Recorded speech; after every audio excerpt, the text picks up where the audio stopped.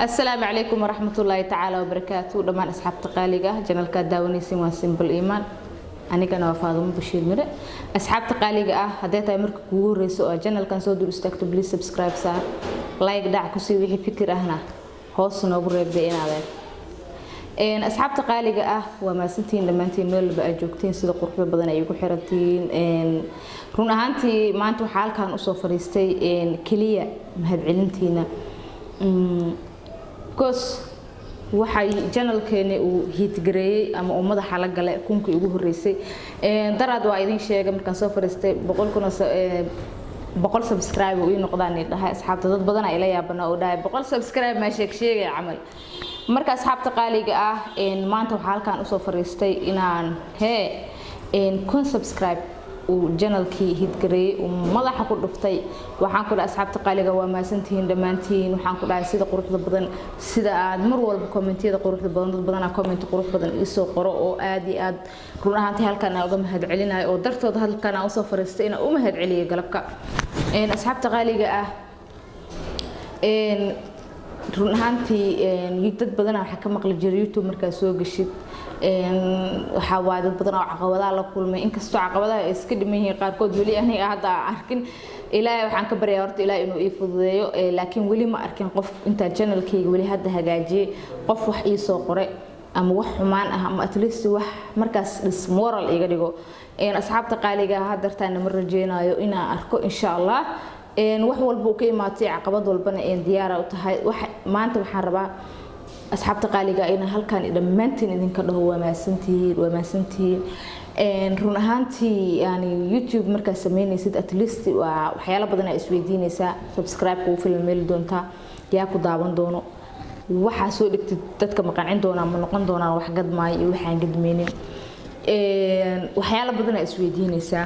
laakiin wax walba wuxuu ku fiican yihiin in aad bilaawdid marka hore bilaaw waxaas su'aalo ay marka bilaawd ayaa jawaabtooda helaysaa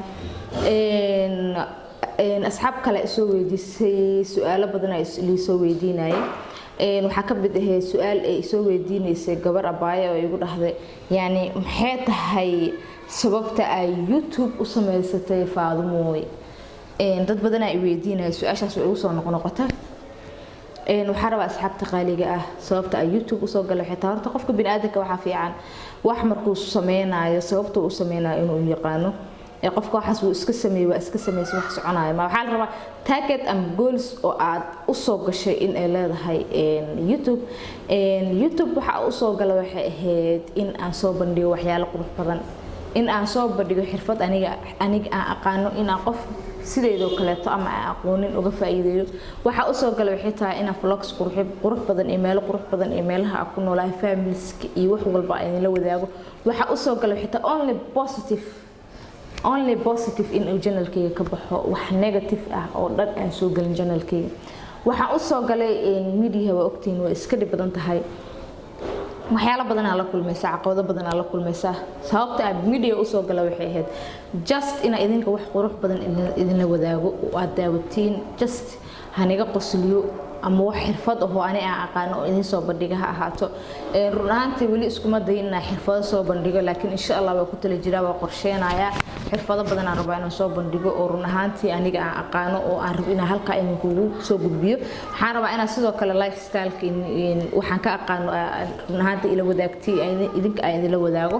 waxaan rabaa waxaan beauty-ga ka aqaan inaan idin la wadaago oo ay u badan tahay beauty in aan soo bandhigo doono hadduu Ilaahay idmo ama natural ha ahaato ama ha ahaato wax farsamo gacaneed run ahaantii waxyaalo badan aan rabaa inaan soo fasaxo insha Allah waa qorsheeyaa lagu jiraa